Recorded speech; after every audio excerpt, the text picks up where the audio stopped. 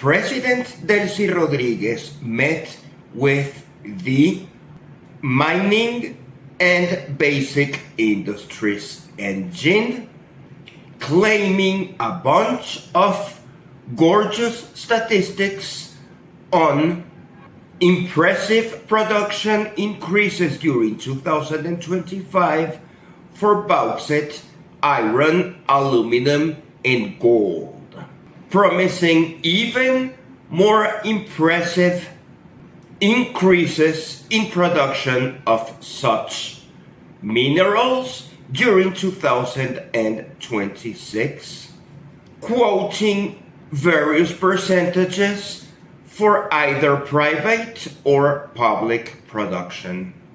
Unfortunately, as it is becoming common, most statistics provided by President Delcy Rodríguez remain unconfirmed and unpublished in either official or private sources. It is absolutely necessary that the Bureau of National Statistics in Venezuela takes care in solving this deficiency of never counting with updated, reliable national statistics and always having to rush to hear President Delcy Rodríguez claims every time she speaks.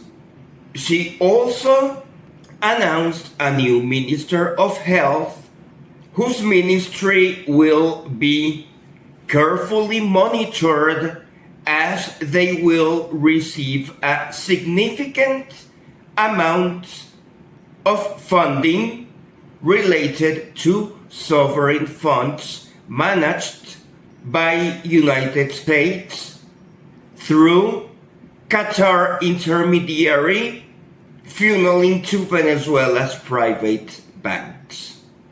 President Rodríguez's proposals remain sound. However, independent verification is urged to establish confidence on this fresh meritocratic path Venezuela is starting to follow. It remains to be seen how close new relationship between Cuba and Venezuela will become, as it is becoming more difficult to export Venezuelan crude into Cuba, as the United States is monopolizing Venezuelan petroleum worldwide distribution. Venezuela still claims to remain as a sovereign country. However, with the help of United States, Venezuelan citizens' desire on not subsidizing other countries' energy needs is being applied. Cuba's regime of Díaz-Canel is in a harsh economic position. They have no clue on what they will do. There are limits on the amounts of petroleum that can be shipped through Mexico. And if the Cuban regime were to fall apart, Venezuela would likely help out reconstruction of Cuba, in the sense that we are already initiating such kind of reconstruction, and we might help them out navigate transition from communism to capitalism. Same could even happen with Iran should the Iranian regime fall, although recent reports suggest that Iranian regime might survive. Cuban officials until very recently claimed there were no Cuban soldiers in Venezuela, and they have to swallow their words, as 32 Cuban soldiers were returned to Cuba in body bags, as they were preferred first ring of defense for former deposed President Nicolás Maduro. It has become a worldwide question on why Venezuela did not take care of its former president, who had to rely in Cuban military personnel. Former accusations that Venezuela was always a Cuban imperialism colony get supported, as former deposed President Nicolás Maduro did not seem to have liberty of movement. Instead, he was monitored by Cuban regime all along. This would explain why Cuban officials were particularly messy and extremely concerned in deploring Nicolás Maduro's capture, while the rest of the world was actually celebrating. Marco Rubio is unlikely to become president of Cuba, as joked by Donald Trump. Cuban operations intended by United States are on initial stages, as we have not seen yet an abundance of New York Times, Washington Post, and Wall Street Journal daily or hourly reports on how Cuban regime change operations will take place. We must remember that such newspapers, many weeks in advance, already publicized that Delcy Rodríguez would actually lead a Venezuelan interim government. United States has not yet informed who will rule Cuba after Díaz-Canel is gone. Perhaps United States is waiting for Díaz-Canel to make a deal with United States. However, his anti-imperialism discourse is similar to former deposed dictator of Venezuela, Nicolás Maduro. So, Díaz-Canel is expected to be ousted as well.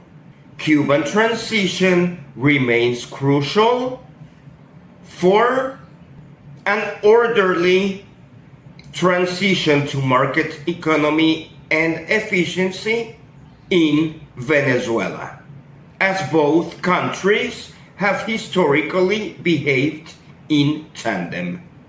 Venezuela's opposition must re-examine its conscience. They used to send activists like Sacrificial Lamb into violent protests, and people responsible for having so many political prisoners are Leopoldo Lopez and Maria Machado, whose political parties, starting in 2014, wanted blood in the streets through La Salida, the exit of former President Nicolás Maduro. They despised politics, they despised dialogues, and all they did was to organize activities so that sacrificial lambs, such as most Venezuelan supporters of Venezuelan opposition, could get into jail and now are used as bargaining chips. Something similar occurred with exiles, as it became common to encourage Venezuelan citizens to flee Venezuela and invade countries of the international community so that they would interfere in domestic politics of neighboring countries, requesting constant attention into Venezuela. This obnoxious attitude has been going on for too long. Venezuela has already deposed former President Nicolás Maduro. Current President Delcy Rodríguez is market-oriented and works wonderfully with the United States. She's liberating political prisoners, Therefore, exiles must either regularize their situation in the countries where they live or be deported into Venezuela. Non-governmental organizations are also being scrutinized because they have always promoted a narrative of regime change, and they have made rich a bunch of lawyers who have made a living ensuring that sacrificial lambs from opposition activism would be sent to jail, as they would get funding through non-governmental organizations to present their defense. Now we have legacy opposition leadership such as Andrés Velázquez requesting immediate transition and elections, as he would like to receive more funding from non-governmental organizations which have made a business on promoting instability in Venezuela. We sincerely hope that President Delcy Rodríguez's efforts in improving the economy prove to Venezuelan citizens that it is more profitable to be economically active than just to play as activists for Venezuelan opposition just for the promise of small amounts of reward from non-governmental organizations. However, for Delcy Rodríguez policies to succeed, she needs to make widely available audits and verifications of various statistics she discloses daily without confirmation. Denmark, Finland, France, Germany, Netherlands, Norway, Sweden, and United Kingdom. All of them supported regime change in Venezuela. Therefore, they should deal with regime change in Greenland as well. Otherwise, they would be incoherent countries. European Union for too long has only dealt with the war on Ukraine, and they never did anything to save Greenland. Greenland was sought by United States Donald Trump first administration in 2019. Ursula von der Leyen and Kaja Kallas had lots of years to address potential seizure of Greenland by the United States, and they did not do anything. All European Union did was to condemn the war on Ukraine and to request regime change in Venezuela. So, if Europe loses Ukraine and if Europe loses Greenland, Venezuela will cherish, because Europe needs to eat from their own medicine. Arrogance must be stopped. And just like Venezuela, Europe needs to learn to be a vassal of the United States. Europe is no longer independent, and they must obey everything United States tells them to do, just as they requested regime change into Venezuela upon United States orders. Real estate market in Venezuela remains cautious. A lot of people are requesting information on available properties for buy and sale. However, transactions have not been conducted yet. Petroleum producing states such as Anzoátegui, Monagas, or Zulia are particularly interesting to watch as they would become early birds on a potential Venezuelan economic recovery. Exchange rate differentials in Venezuela continue narrowing, however, they remain significant. There were people who bought $1 paying 800 bolivars, while market exchange rate has come down to 450 bolivars per dollar. However, official exchange rate is 350 bolivars per dollar, so there is still a 100 bolivar differential per dollar. The official exchange rate is used for conversions in stores of prices quoted in dollars but paid in bolivars, while the market exchange rate is the rate most people use to buy actual dollars for international purchases, as it is difficult to obtain dollars at the official exchange rate. Venezuela's economic recovery will certainly be officialized if new economic policies successfully converge both exchange rates. During late December, due to the military chaos, there was panic and the exchange rates differential was widening. Now in January, economic conditions of the country have improved. However, many people are still anxious, and calming down disaster expectations will take additional time.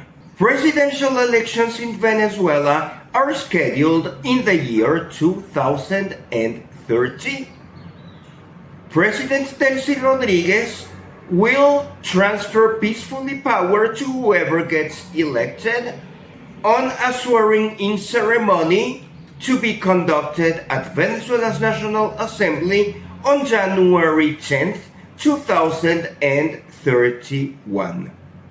It is incorrect to assume there will be a transition and early presidential elections, as presidential elections were already conducted in 2024. President Maduro was sworn in 2025, and Delcy Rodríguez is replacing him in 2026 due to Venezuela's Supreme Tribunal of Justice decision. In order to change current Venezuelan stability, United States would need to land invade Venezuela, which is an expensive and dangerous operation Donald Trump has repeatedly said he will not engage. The captain of United States ship Gerald Ford, by the way, would like the aircraft carrier to be sent back into shore in Norfolk, Virginia, as United States Marine Navy resources are being stretched to the limit. Opposition parties of Venezuela have many years ahead to regroup, as their prior leadership is exiled. They have left Venezuela. Therefore, Delcy Rodríguez enjoys wide national support with no opposition domestically. Exiles no longer live in the country. They are considered part of the international community. They are not willing to return to Venezuela, and for domestic and local politics, their opinions shall not be considered. Venezuela is expected to reopen diplomatic relations with Israel. It was unfortunate that former dictator Hugo Chavez broke relations with Israel. It is understandable that Israel has engaged in questionable genocide policies. However, relations between all countries of the world should be encouraged and discrepancies should be dealt at the diplomatic level. Foreign Minister of Venezuela, Iván Gil, has often spoken harshly against Israel. Moderate sectors of the Venezuelan government, such as the son of former President Nicolás Maduro Guerra, have already suggested reopening relations with Israel. He has served as a minister of religion, and he has been seen with authorities of Jewish, Catholic, and Protestant and Muslim religions, and Abraham Accords of interreligious tolerance sought by Deputy Nicolás Maduro Guerra should be contrasted with hardline stance of Foreign Minister Iván Gil, and Delcy Rodríguez will need to make a decision of removing Foreign Minister Iván Gil, just as she has removed other members of the administration who have been too harsh and too intolerant to factions they disagree with. Venezuela's connectivity with international community is guaranteed by domestic airlines Conviasa, Acerca, Láser, and Estelar, which provide international flights to various countries, as well as international airlines Copa and Wingo, operating from the airports of Caracas and Maracaibo. Additional air connectivity into Venezuela might be readdressed during February once the NOTAM issued by United States Federal Aviation Authority late last year expires.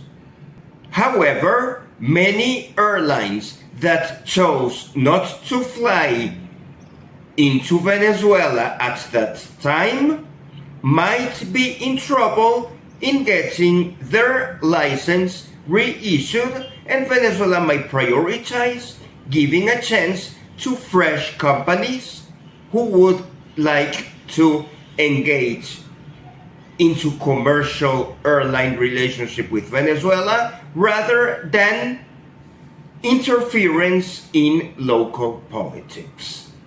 Venezuela's access to credit remains extremely limited. Access to credit cards was void during times of hyperinflation.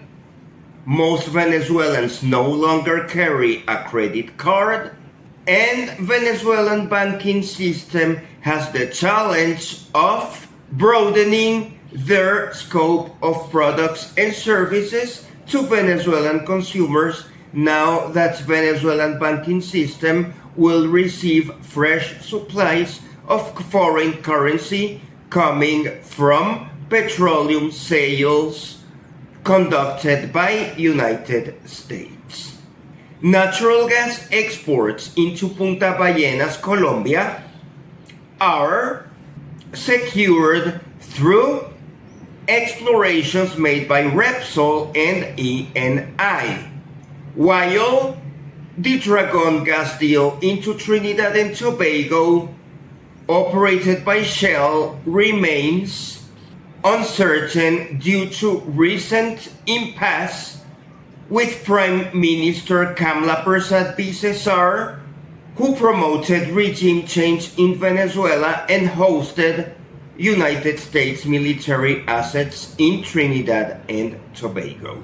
Reformation of hydrocarbon law in Venezuela will be conducted by Venezuelan National Assembly On Tuesday and Thursday, 20 and 22nd of January 2026, this discussion is significant as there are traditional Venezuelan points of view that must be contrasted with expectations from the multinational companies who would like to invest in the country. We sincerely hope the debate is fruitful and a common middle ground is acceptable that will accelerate foreign investment in Venezuela's promising petroleum industry.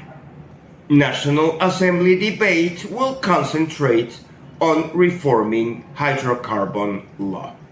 Venezuela's access to food remains crucial. Supermarkets are in price discovery mode as they recently raised prices exorbitantly due to recent exchange rate differential disparities during December. However, now in January, as the exchange rate differential is narrowing, supermarkets are realizing that the reposition costs for new products and raw materials may not be as high, and some permanent discounts are being noticed. It will be interesting to see what will be the rate of inflation in January, as some products have increased their price due to the rise in official exchange rate, while other products have decreased in price due to decrease in market exchange rate. Conflicting forces are interplaying. Colombian presidential candidate Abelardo de la Espriella was Alex Saab lawyer. This is a scandal in Colombia. All these women like Paloma Valencia and others who were supposed to be Democratic Center Uribe candidates have no support. These divisions in Colombian opposition are already being noticed by mainstream television channels such as Caracol and RCN. Therefore, Ivan Cepeda remains a frontrunner, which would continue the legacy of current President Gustavo Petro. Elections in Colombia are usually shorter than in Venezuela, and they should occur during the middle of this year 2026. President Gustavo Petro is expected to speak to Donald Trump in March, and President Delcy Rodríguez is expected to speak to Donald Trump eventually.